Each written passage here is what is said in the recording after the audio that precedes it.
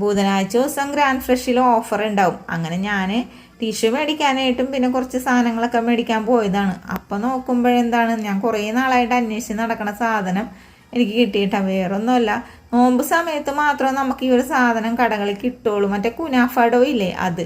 പിന്നെ അത് ഞാൻ ഒരെണ്ണം വാങ്ങിച്ച് എന്നിട്ട് ഞാൻ ചിക്കൻ കടയിലോട്ട് വിളിച്ചിട്ട് ഒരു ചിക്കൻ ഓർഡർ ചെയ്തിട്ട്, ചെറിയ ചിക്കൻ മതി എന്ന് പറഞ്ഞാൽ വലുതൊന്നും വേണ്ട, നമുക്കിത് ഉണ്ടാക്കാൻ വേണ്ടിയിട്ട് ബോൺലെസ് ആയിരിക്കണമെന്ന് പറഞ്ഞിട്ട് നന്നായിട്ട് കഴുകി വൃത്തിയാക്കിയിട്ട് ഞാൻ ഇതേപോലെ കഷ്ണിച്ചെടുത്ത്. ഇനി ഇതിലേക്ക് മസാല തേക്കുമ്പോൾ ഒരു ഇച്ചിരി ഇഞ്ചി വെളുത്തുള്ളി പേസ്റ്റ്, ഇച്ചിരി കോളം മഞ്ഞപ്പൊടി, ഇച്ചിരി കിച്ചൺ ട്രഷേഴ്സിൻ്റെ മസാല ആയിട്ട് നമ്മൾ ഉപയോഗിക്കണം. മിക്ക ആൾക്കാരും എന്നോട് ചോദിക്കേണ്ട ഏത് മസാലയാണ് ഉപയോഗിക്കാറുണ്ട്. ഒരു ഇച്ചിരി മുളക് പൊടി, ഇച്ചിരി കുരുമുളക് പൊടി, ഇച്ചിരി കോളം ഉപ്പും കൂടി ഇട്ട് കൊടുത്തിട്ട് ഒന്ന് കുഴച്ചെടുത്തിട്ടാ. ഇതിനധികം മസാല ഒന്നും തേക്കേണ്ട ആവശ്യമില്ല, അതുകൊണ്ടാണ് എല്ലാം ഇച്ചിരി ഇച്ചിരി ആയിട്ട് എടുത്തത്. ഇനി ഒരു പാനിലേക്ക് ഈ ഒരു ചിക്കൻ ഇട്ടിട്ട് ഇച്ചിരി കോളം വെള്ളവും കൂടി ഒഴിച്ചിട്ടൊന്ന് വേവിക്കാനായിട്ട് വെച്ച് കൊടുത്തിട്ടുണ്ട് ഞാൻ.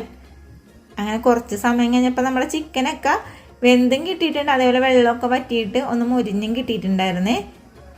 ഇവള് കുറേ നേരം ഈ കുനാഫാടോ എന്ന് പറഞ്ഞാൽ ആരെങ്കിലും എവിടെയെങ്കിലുമൊക്കെ ഒന്ന് ആലോചിക്കേണ്ടല്ലോ ഇത് എന്താ സംഭവം. ഇതാണ്ട നീര് വെർമിസെല്ലിയാണിത്.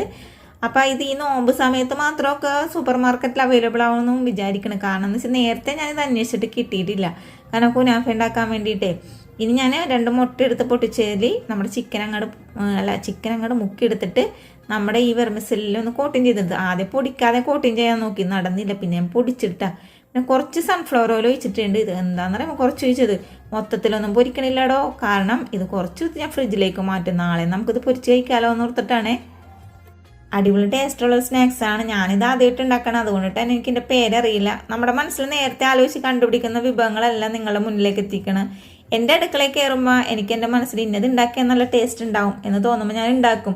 99% അത് സക്സസ് ആകാറുണ്ട്. ആ സക്സസ് ആയ വിഭവങ്ങൾ മാത്രമേ ഞാൻ നിങ്ങളുടെ മുന്നിലേക്ക് എത്തിച്ചു തരാറുള്ളൂ. നമ്മൾ പാചകം ചെയ്യുമ്പോഴേ ഒന്ന് ആസ്വദിച്ചൊന്ന് ചെയ്തു നോക്കി. ഏത് വിഭവത്തിനായാലും ടേസ്റ്റ് കൂടെയുള്ളൂ.